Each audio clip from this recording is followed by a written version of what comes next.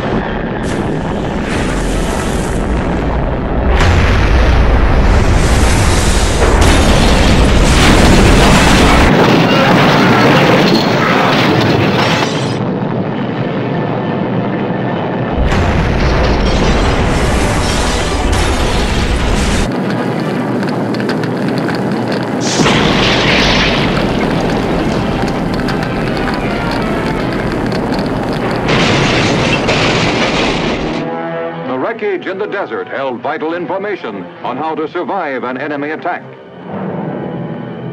With Geiger counters to check the radiation, experts assessed the damage. An aluminum building was left a gaping wreck. Concrete or cinder block houses weathered the blast best. This one was less than a mile away. Survival Town's electric wires had become a twisted, tangled mass.